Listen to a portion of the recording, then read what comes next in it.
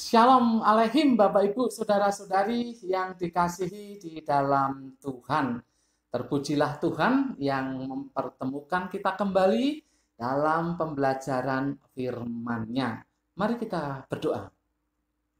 Bapa, dalam nama Tuhan Yesus, terima kasih untuk waktu dan kesempatan ini Engkau berikan bagi kami untuk kami belajar firman-Mu. Kami membutuhkan Roh Kudus yang menerangi hati kami, sehingga kami sanggup memahaminya. Dalam nama Tuhan Yesus, kami berdoa. Amin. Bapak, Ibu, Saudara-saudari yang dikasihi dalam Tuhan, hari ini, Rabu 31 Maret 2021, kita akan belajar dari Matius, pasal yang ke-26, ayat 17 sampai 29. Matius pasal yang ke-26 ayat 17 sampai 29. Judulnya adalah Paskah yang menggemparkan. Paskah yang menggemparkan. Bapak, Ibu, Saudara-saudari yang dikasihi dalam Tuhan, menurut saya ada dua perayaan Paskah atau upacara Paskah yang menggemparkan yang dicatat di dalam Alkitab. Yang pertama itu Paskah pertama. Paskah pertama yang dilakukan oleh orang Israel di Mesir. Mengapa saya sebut menggemparkan? Karena Paskah kali itu dibarengi dengan tulah yang ke-10, yaitu kematian anak sulung Mesir. Baik anak sulung manusia maupun anak sulung hewan. Mulai dari anak sulung Fir'aun sampai rakyat jelata dan juga hewan-hewan. Semua mati terbunuh. Sementara bangsa Israel yang masih ada di Goshen itu terlindungi karena mereka mengoleskan darah domba itu di ambang-ambang pintu, sehingga ketika malaikat maut melewatinya, malaikat maut itu melihatnya, maka mereka diselamatkan.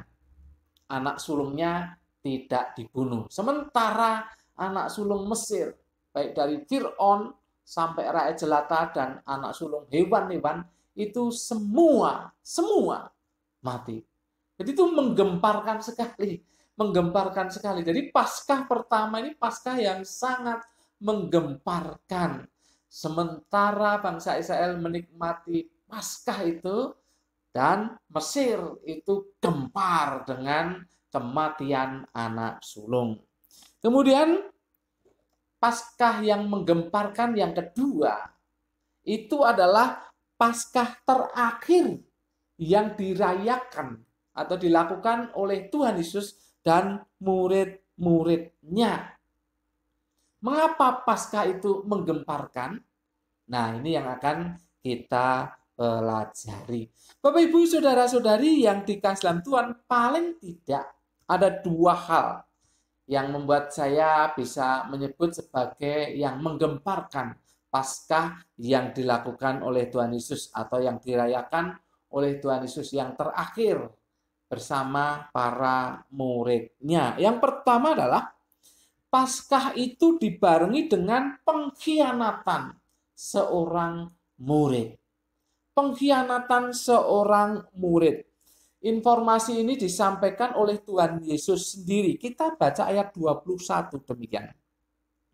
Dan ketika mereka sedang makan, ia berkata, "Aku berkata kepadamu, sesungguhnya seorang di antara kamu akan menyerahkan aku." Jelas sekali Tuhan Yesus berkata, ada satu orang di antara murid-muridnya yang akan menyerahkan Tuhan Yesus. Bapak, Ibu, Saudara-saudari yang dikasihi dalam Tuhan, kata menyerahkan di dalam ayat ini dipakai kata Yunani paradidomi. Paradidomi. Memang bisa berarti menyerahkan, tetapi juga bisa berarti mengkhianati. Jadi kata paradidomi ini berarti mengkhianati. Ya, Alkitab di dalam bahasa Inggris itu jelas menerjemahkannya mengkhianati kalau kita artikan. Nah, ini yang dikatakan oleh Tuhan Yesus. Jadi ada di antara murid-muridnya yang akan mengkhianati Tuhan Yesus. Bapak Ibu, ini tentu membingungkan murid-muridnya. Tiba-tiba kok Tuhan Yesus mengatakan seperti itu. Kok ada di antara mereka yang akan mengkhianati Tuhan Yesus. Jadi murid-muridnya bingung. Ya, kalau kita perhatikan mereka berkata, bukan saya ya Tuhan. Nah, seperti itu ya. Jadi mereka ya bingung karena hati mereka, pikiran mereka tidak ada. Mengkhianati itu tidak ada. Tetapi Tuhan Yesus tahu siapa yang akan mengkhianati dia. Yang lain, Petrus, Yohanes, dan ya yang lainnya itu pasti bingung. Ini siapa? Gitu ya. Ini siapa? Bapak, Ibu, Saudara-saudari yang dikasihi dalam Tuhan, Tuhan Yesus menjawab, perhatikan ayat 23. Ia menjawab, dia yang bersama-sama dengan aku mencelupkan tangannya ke dalam pinggan ini, dialah yang akan menyerahkan aku. Bapak, Ibu, Saudara-saudari yang dikasihi dalam Tuhan, saya akan menjelaskan ini berdasarkan tradisi supaya lebih klop, supaya kita terbuka wawasan dan lebih mengerti dengan ayat ini. Bapak, Ibu, Saudara-saudari yang dikasihi dalam Tuhan, menurut tradisi, posisi duduk dari perayaan Paskah yang dilakukan oleh orang Yahudi dan juga tentu oleh Yesus dan murid-muridnya, itu tidak seperti yang digambarkan yang biasa kita pampang di figura, ya, The Last Supper di figura, begitu ya. Salah itu. Itu imajinasi orang Eropa. Itu imajinasi orang Eropa. Menurut tradisi bukan seperti itu posisinya. Ya. Mereka itu lesehan. Dan ada meja, ya entah meja dari batu atau meja dari kayu, itu yang berbentuk letter U. Ya kalau dari hadapan kita bukan letter U, tapi kalau dari yang mengikuti Paskah itu ya letter U, letter U. Nah, posisi tuan rumah itu ada di urutan kedua dari kanan. Urutan kedua dari kanan. Jadi ada seorang murid, lalu tuan rumah, lalu murid dan seterusnya. Siapa tuan rumah? Siapa tuan rumah pada perayaan Paskah yang dirayakan Yesus dan murid-muridnya? Tuan rumahnya adalah Tuhan Yesus sendiri. Jadi Tuhan Yesus berada di posisi urutan nomor 2 dari kanan. Bapak Ibu bisa perhatikan foto yang saya pampang di sini ya. Itu urutan kedua, itu Tuhan Yesus, tuan rumah. Karena dia tuan rumah, maka dia berada di urutan kedua dari kanan. Tuhan Yesus berada di posisi itu. Nah, posisi kanan kirinya Tuhan Yesus itu posisi yang istimewa, VIP. VIP itu posisi yang istimewa. Posisi sebelah kanan Tuhan Yesus, siapa itu? Posisi sebelah kanan Tuhan Yesus itu Yohanes. Yohanes, murid yang dikasih. Mari kita baca Yohanes pasal 13 ayat 23 dan 24. Ini jelas sekali. Saya bacakan. Seorang di antara murid Yesus, ini perhatikan ya, yaitu murid yang dikasihnya bersandar dekat kepadanya di sebelah kanannya. Perhatikan. Kepada murid itu Simon Petrus memberi isyarat dan berkata, tanyalah siapa yang dimaksudkannya. Nah ini Simon Petrus berhadapan-hadapan, dia di posisi paling akhir. Kita sudah pernah belajar masalah Tuhan yang membasuh kaki itu ya. Dia berada di posisi paling akhir. Jadi bisa memberi isyarat. Tidak terhalang apa-apa. Bisa memberi isyarat kepada murid yang dikasih. Jadi VIP yang pertama sudah diduduki oleh Yohanes. Nah, kemudian di sebelah kiri Tuhan Yesus itu siapa? Bapak Ibu nanti juga bisa lihat di foto itu ya. Di sebelah kiri Tuhan Yesus adalah Yudas Iskariot. Yudas Iskariot. Perhatikan, ada kalimat bahwa orang yang mencelupkan tangannya ke pinggan yang sama dengan Tuhan Yesus. Itu ya. Itu siapa? Ya, kan yang mengkhianati. Jadi Tuhan Yesus katakan, dia yang bersama-sama dengan aku mencelupkan tangannya ke dalam pinggan ini. Jadi yang bersama-sama Tuhan Yesus mencelupkan ke pinggan yang sama. Itu roti ya. Kalau kita belajar Yohanes itu roti. Roti ini apa? Pinggan ini isiannya apa? Ini kalau menurut tradisi ini namanya isinya cocolan. Jadi roti itu kan roti tidak beragi. Jadi kan kalau dimakan biasa mungkin kurang ini, jadi ditaruh di cocolan. Itu ya ada coklat, ada buah-buahan dicampur ya warna coklat. Itu cocolan begitu ya namanya. Nah, di pinggan itu Yudas dan Tuhan Yesus bersama-sama mencelupkan roti itu untuk dimakan. Nah, itulah sebabnya bisa yang dekat. Ya, masa orang yang dari jauh, murid yang dari jauh mau ikut nyelupkan bersama Tuhan Yesus. Tidak, ini tempat VIP bagi Yudas. Jadi yang mencelupkan itu Yudas bersama Tuhan Yesus, yaitu terdekat dengan Tuhan Yesus. Itu paling gampang.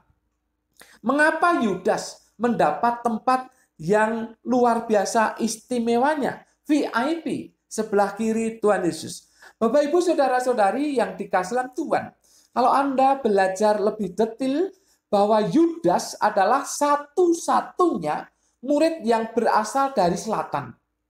Satu-satunya murid yang berasal dari Yudea, itu Yudas, satu-satunya.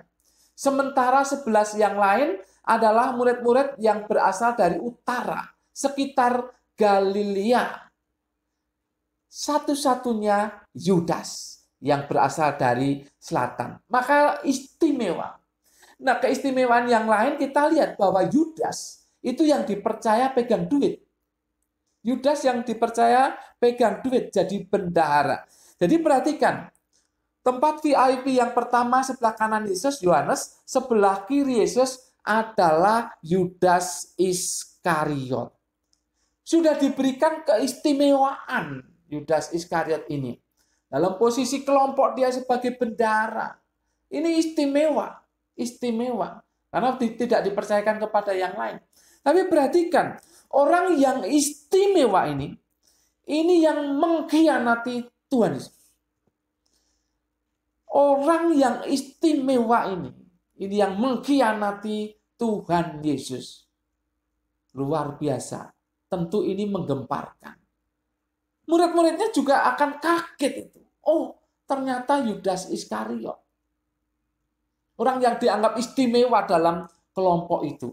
Tapi dia yang mengkhianati Tuhan Yesus. Jadi menggemparkan Paskah yang dirayakan oleh Tuhan Yesus yang terakhir bersama murid-muridnya ini karena ya Paskah itu dibarengi dengan pengkhianatan murid yang istimewa itu.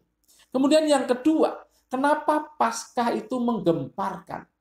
Karena Paskah itu digenapi oleh Tuhan Yesus. Perhatikan, Paskah dari Paskah yang pertama ya tentu selanjutnya kedua dan seterusnya sampai Tuhan Yesus sudah dewasa dan ikut Paskah.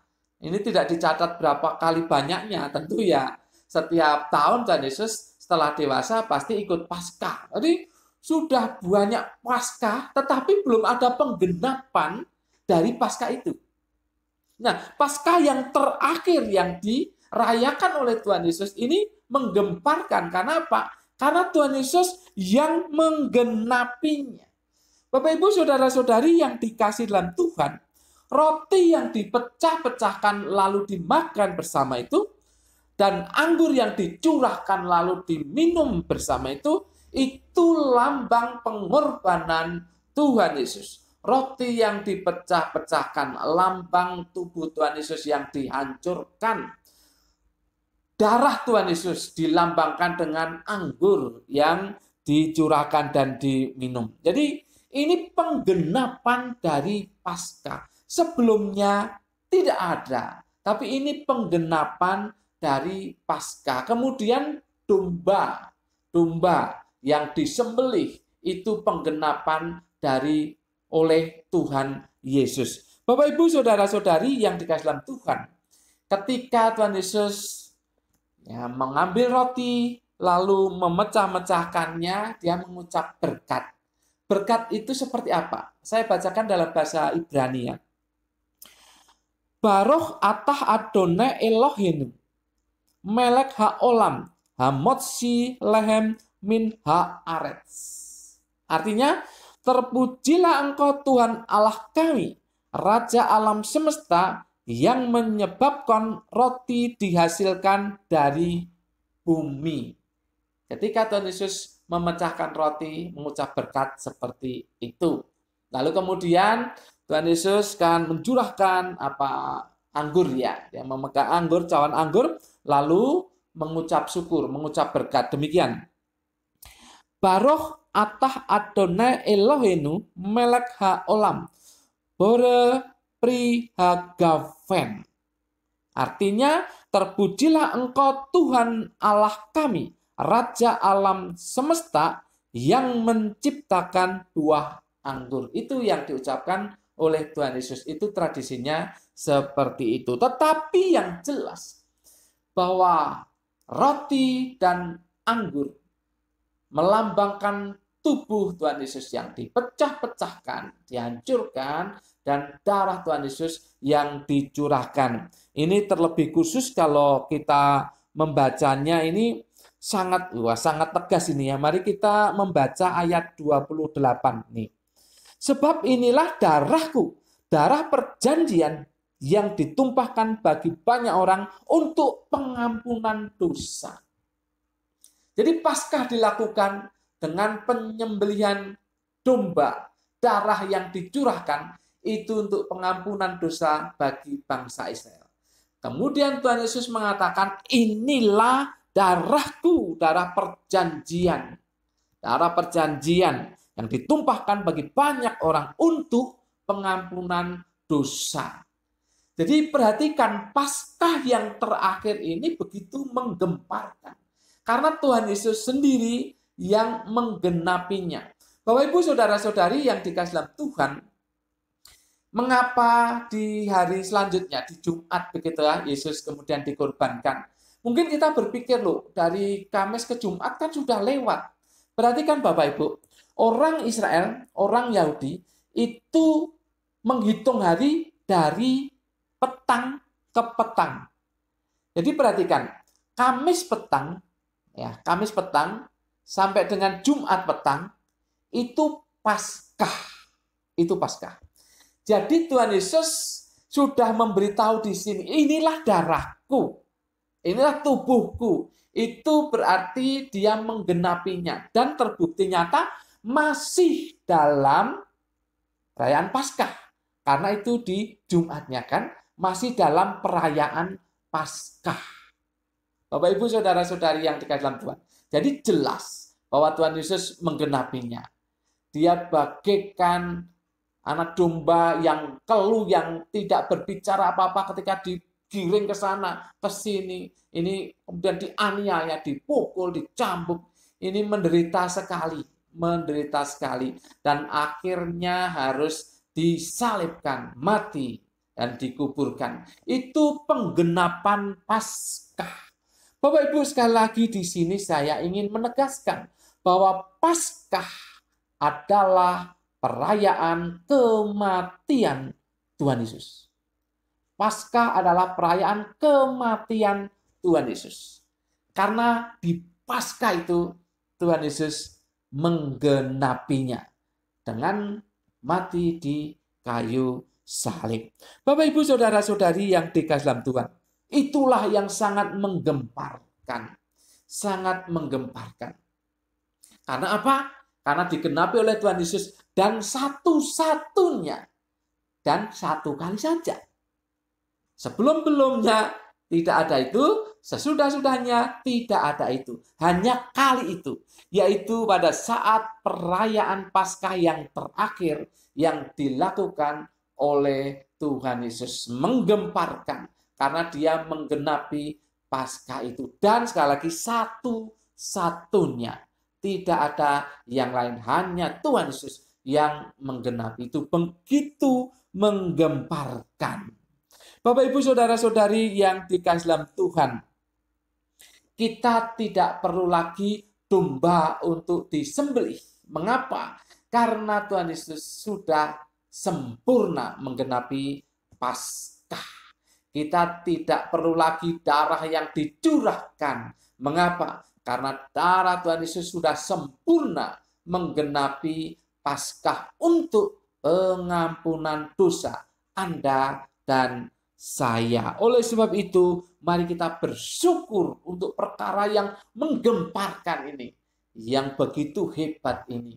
Satu-satunya dan tidak akan terulang lagi. Sudah sempurna kematian Tuhan Yesus di kayu salib untuk pengampunan dosa Anda dan saya. Tapi yang kedua penerapannya, jangan mengkhianati Tuhan Yesus. Jangan mengkhianati Tuhan Yesus. Dia sudah begitu baik kepada Anda dan saya. Dia sudah begitu luar biasa perbuatan ajaibnya bagi Anda dan saya. Jangan khianati dia. Jangan khianati dia. Mungkin Anda belum sampai kepada dalam tanda kutip yang murtad. Gitu ya. Mungkin belum sampai segitunya. Tetapi kalau Anda bersikap yang menomor dua kan Tuhan Yesus, itu sudah bagian dari mengkhianati dia. Karena dia menomor satukan Anda dan saya. Maka kalau kita menomor duakan atau menomor sekiankan Tuhan Yesus, itu bagian dari pengkhianatan kepada dia. Jangan khianati dia. Oleh sebab itu mari utamakan dia. Puji dia, sembah dia. Karena memang dia layak untuk menerima itu semua. Berikan prioritas. Apapun yang Anda kerjakan, itu untuk kemuliaannya. Maka Paulus dengan jelas mengatakan, apapun yang kau kerjakan, apapun yang kau lakukan, lakukanlah seperti untuk Tuhan.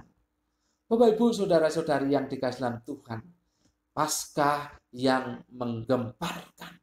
Karena dibarengi dengan pengkhianatan seorang murid yang istimewa dan digenapi sepenuhnya oleh Tuhan Yesus sendiri. Maka Anda dan saya mendapat pengampunan karena Paskah sudah terjadi, digenapi oleh Tuhan Yesus sekali dan hanya satu-satunya. Tidak ada yang lain. Amin. Mari kita berdoa. Bapa, dalam nama Tuhan Yesus, terima kasih untuk penjelasan dari Roh Kudus yang membuat kami memahami arti makna Paskah bagi kami. Terima kasih, mampukan kami, bimbing kami ya Roh Kudus, untuk berbuat sesuatu yang tidak mengkhianati Tuhan Yesus. Terima kasih untuk firman-Mu ya Bapa, kami mengucap syukur, menyerahkan diri kami masing-masing, supaya kami mampu melaksanakan dengan bimbingan Roh Kudus. Dalam nama Tuhan Yesus, kami berdoa dan mengucap syukur. Semua yang percaya katakan, amin. Tuhan memberkati Bapak, Ibu, Saudara-saudari senantiasa